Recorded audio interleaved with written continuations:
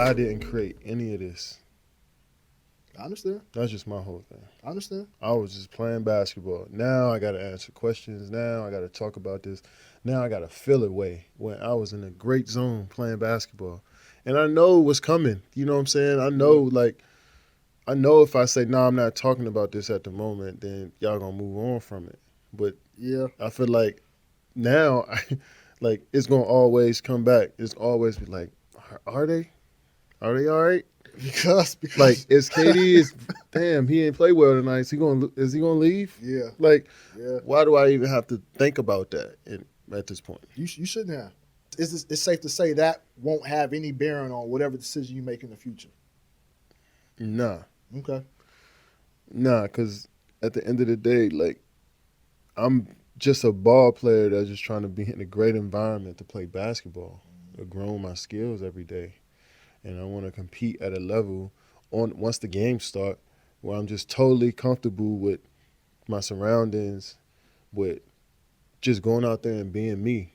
You know what I'm saying? That's the only thing I focus on. I tend to focus on. That's what I want to focus on. But you got so much BS that's being thrown your way, like that I didn't create. If I created all of this stuff, then I can't be out here talking like this. I understand my talent brings people in, but like at least let me be me instead of telling me what I should be like.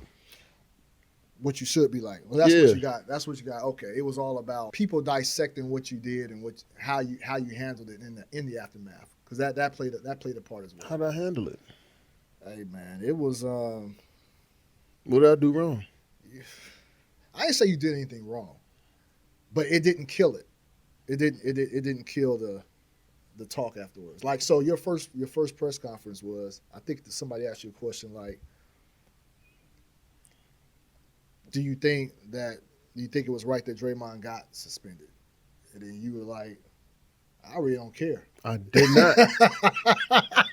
Everybody looked like, what? We looking at him like, what is it? I really don't care. Tell me what I'm supposed to say in my interview. Tell me. Moving on from this, you think that can galvanize you guys? Like, just, this can be, last thing people want to see in this organization is something deteriorating from within, because that's what the rest of the league wants to see. Is that something you think can make you guys stronger, or probably even build you and Draymond's relationship even stronger? No doubt. I mean, when you go through some adversity in your personal relationships and you kind of lay everything out on the table with that human and that person, you start to just really get an understanding for everything, and I think that's only good for teams.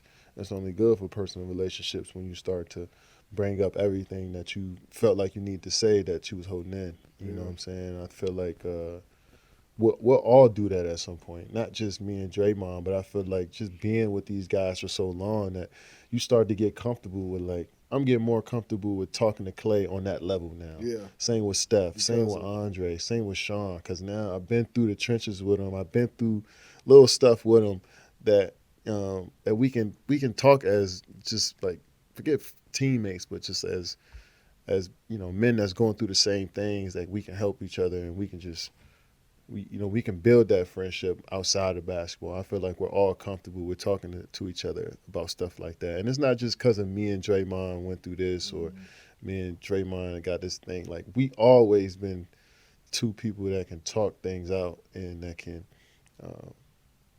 we can understand each other on a different level. And I think that's only going through something like this is only going to have all of our teammates comfortable enough to talk to us about stuff like that. So regardless of what was said, things went too far, you forgave him. At that second, I was upset. Is that right? I was upset, but I know I can't hold on to something like this. You know what I'm saying? Okay. I know. Like, I got to make a choice in myself. Like, how long are you going to be upset about this? To the point that, are you going to let this affect what you do on the floor or how you approach the game? Once it gets there, now I got to make a grown man decision and tell myself that, like, look, man, no matter what, you still got to come to work every single day. It's going to work out. It's going to figure itself out. And I think everybody's been handling it the best way they could, and we're just trying to move forward with it. And I never really felt like it was a problem, you know what I'm saying? Because I know Dre, and he said some crazy out of his mouth all the time. Yeah.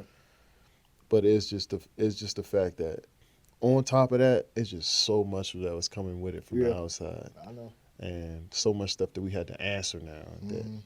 That was the distraction. Yeah, like, all right, how about after shooting around, after the game against Atlanta, I'm like, all right, I didn't talk after the game against the Clippers. During the game, I'm like, all right, I'm probably going to have to say something about this. Why do I got to think about that during the basketball game? Yeah. And that's the fight I had to have. Like, all right, just not like focus on just playing.